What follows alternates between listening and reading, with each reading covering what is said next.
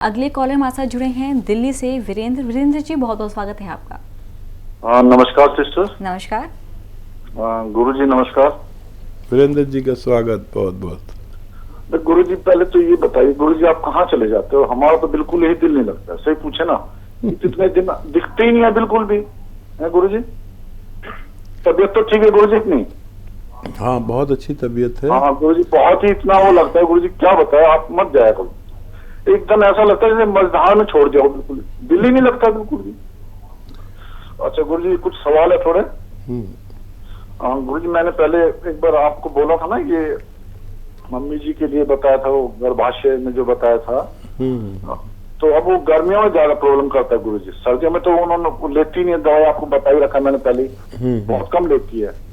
तो अब गर्मियों में बड़ी प्रॉब्लम होती है गुरुजी, उनसे ब्लड भी आने लगता है। मैंने आपको पहले बताया था थोड़ा सा।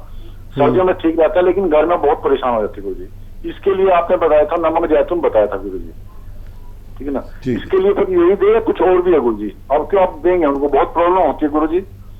तो फिर ये मखाना और ये खसखस एक ही चीज होता है, जो सफेद मखाना और खसखस गुरुजी?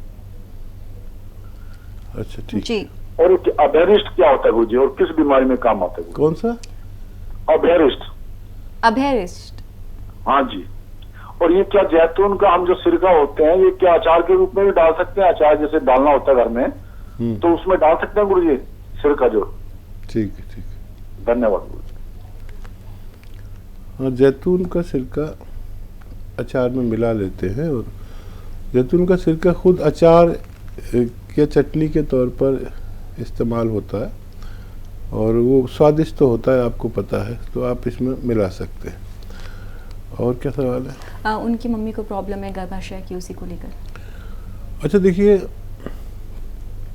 अगर ब्लीडिंग होती है और किसी सूरत नहीं रुकती, तो इन्फेक्शन से है तो नमक जैतून दे सकते हैं। और अगर कोई ऐसी प्रॉब्लम है कि वो रुकता नहीं है तो किसी भी वजह से, तो फिर आप गौन चिलगोजा एक चुटकी दे सकते हैं, उससे वो ब्लड रुक सकता है। जी। बीच हमारे साथ हमारे जो अगले कॉलर जुड़े हैं वो है हरियाणा से बलवान सिंह। बलवान जी, बहुत बहुत स्वागत है आपका। हाँ जी मैडम जी, नमस्कार। जी नमस्कार। किंग साहब से बात करवाएं। जी, आप बात कर रहे हैं? जी, बात हो रही है, मैं हाजिर हूँ, बताइए क्या सवाल है। सर, मेरी मिसेज है, उनकी एज है 55 साल, और उनके जो है ना कमर में और पैरों में दर्द रहता है कई सालों से। ठीक है। और मैंने गोंसिया मंगाया है आपके यहाँ से। जी जी जी जी। तो गोंसिया मेरे पास पहुँच गया, तो उसका लेने का क्या तरीका है, कितनी मात्रा में ले और परहेज क्या करें? ठीक है, बड़ा अच्छा सवाल है। तो देखिए, गोंसिया आधा ग्राम यानी 2 चुटकी, ऐसी चुटकी 2 या एक काबली चने के बराबर, एक बड़ा वाला चना होता है ना, उसके बराबर ले, आधा ग्राम समझ लीजिए। नाश्ते के बाद पानी या दूध से लें, और फिर रात को खाने के बाद पानी या दूध से लें। परहेज ये है कि सब कुछ खा सकते हैं, लेकिन झाड़ू पोछा ना करें, और ऐसा जो कुर्सी वाला शौचालय होता है, वेस्टर्न टॉयलेट, उसका प्रयोग कराएं जब तक उनका इलाज चल रहा है। झाड़ू पोछा भी ना करें और वेस्टर्न टॉयलेट इस्तेमाल करें। खाने पीने का कोई परहेज नहीं है।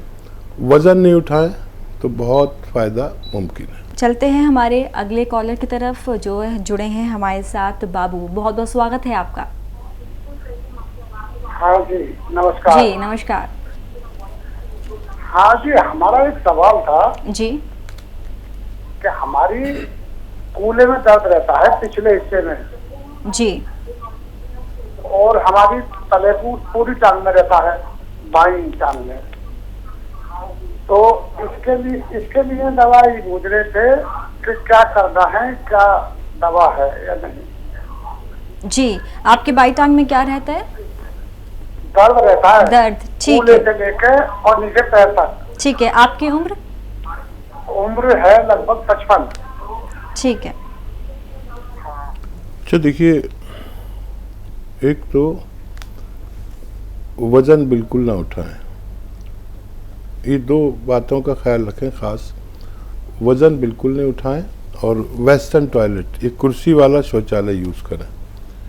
ये 2 बातें बहुत ज़रूरी है और इसकी दवा हो सकती है, लेकिन इन 2 बातों का ख्याल रखना बहुत ज़रूरी है। ये एक आता है काला गोंद, इसे गोंद स्याह भी कहते हैं, और ये नकली बहुत मिलता है, आपको असली लेना है। ये 15-16 रुपए में 1 ग्राम आता है। ये 1 ग्राम के दो हिस्से करिए।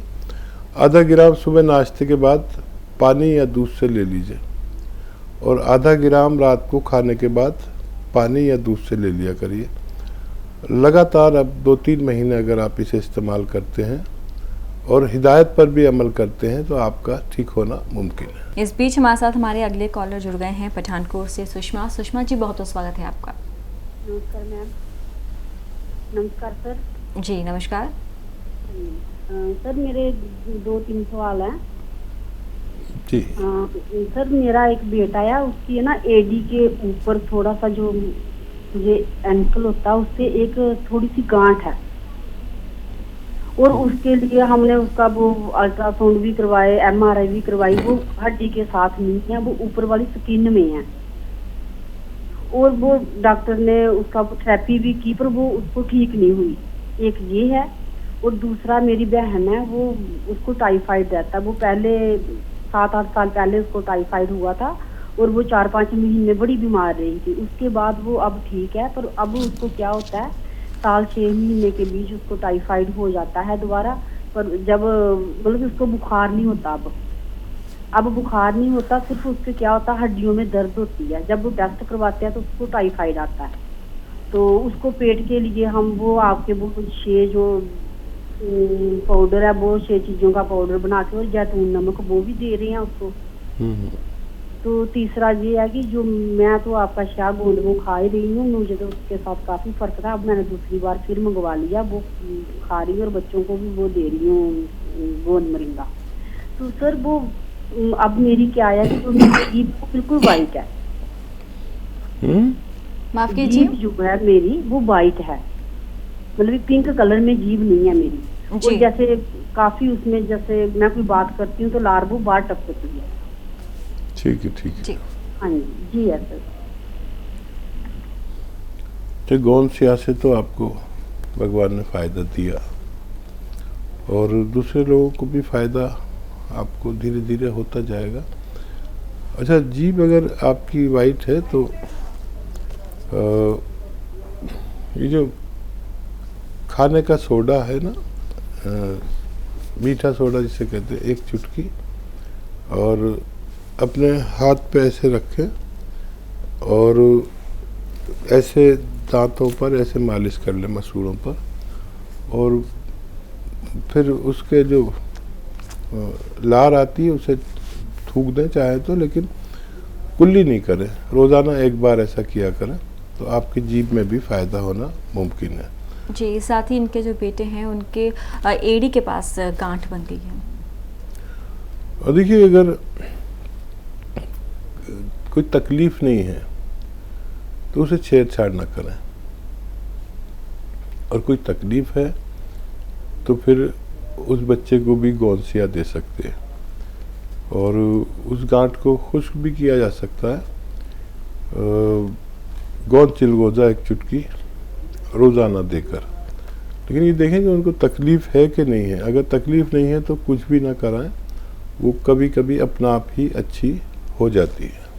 जी, साथ ही इनकी बहन है जिन्हें टाइफाइड हुआ था, वो ठीक हो गया है, लेकिन रह रहकर जो उसके साइड इफ़ेक्ट्स है, या बार बार भी टाइफाइड हो रहा है उन्हें। तो वो जो 6 चीज़ों का आप उनको सफ़ूफ या पाउडर बना के देती हैं, जो उसमें अलसी भी मिला लें 100 ग्राम, और फिर वो आप उन्हें देंगे तो उनको और जल्दी फ़ायदा होना मुमकिन है।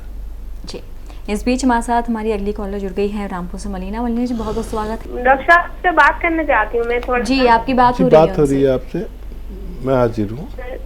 डॉक्टर साहब, आपके जो काला गोंद में लिया तो मुझे तो फायदा मिला, और आपकी अलसी और मतलब खाने की सोडा, जैतून की नमक, ये भी चल रहा है। गोंद मरिंगा बालों के लिए भी चल रहा है, मुंह के स्किन के लिए।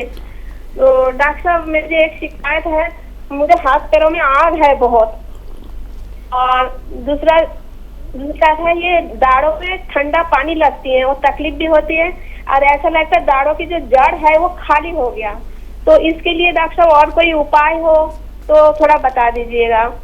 और बाल जो आपने कहा रूखी बालों के लिए और खुश्की के लिए घी लगाना चाहिए, तो ये बड़े बड़े कहते हैं जो घी लगाने में बाल सफेद हो जाती है, तो डॉक्टर साहब ये बात ठीक है क्या? ये तो मुझे पता नहीं है, मगर मैं बालों के लिए, रूखी बालों के लिए वो घी और खुश्की के लिए घी लगा सकती हूँ?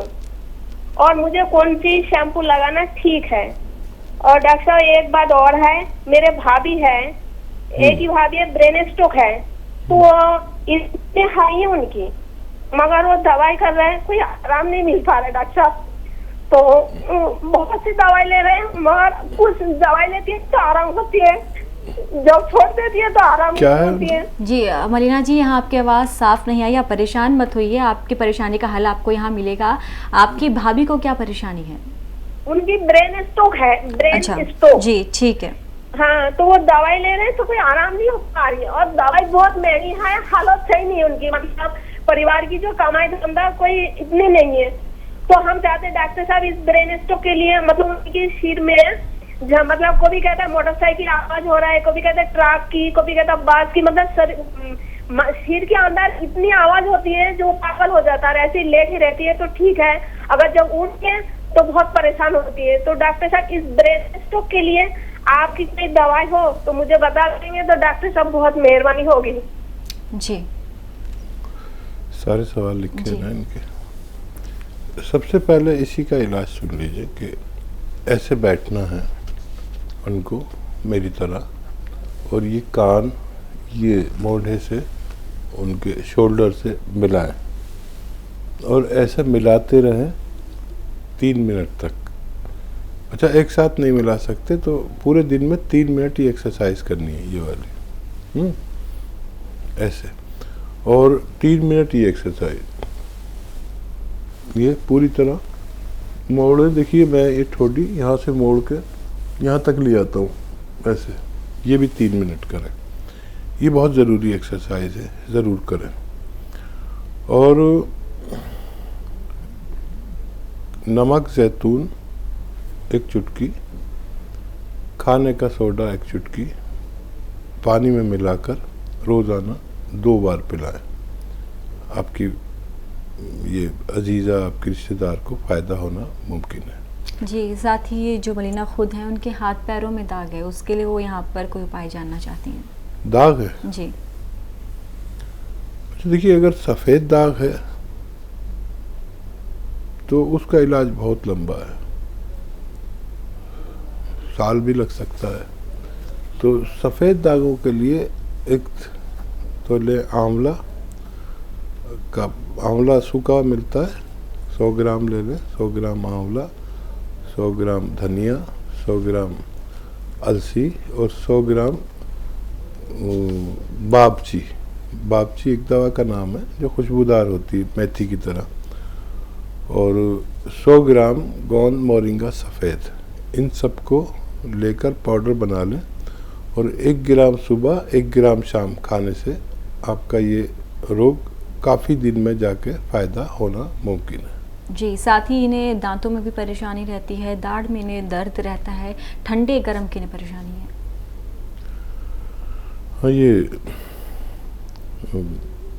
पेट्रोल होता है ना, या स्प्रीट या पेट्रोल, ये कॉटन में मिक्स लगाकर भिगोकर और ऐसे अपने दांतों पर अंदर ऐसे लगाकर और मुंह ऐसे लटका के बैठ जाया करें, तो जो भी गंदगी और इन्फेक्शन और कीटाणु होंगे वो मर जाने चाहिए।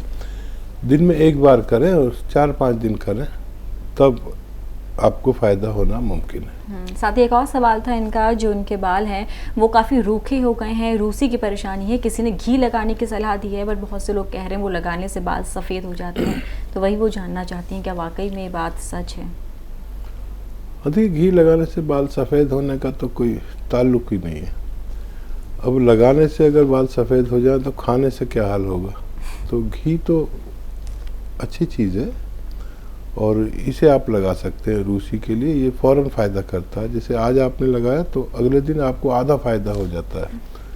तो ये घी लगा सकते हैं, बाल इससे सफ़ेद नहीं होते। हाँ, आपके अगर डाई लगी होगी और आप घी या तेल लगाएंगे तो डाई छूट जाएगी, तो वो तो बाल सफ़ेद नज़र आ जाएंगे।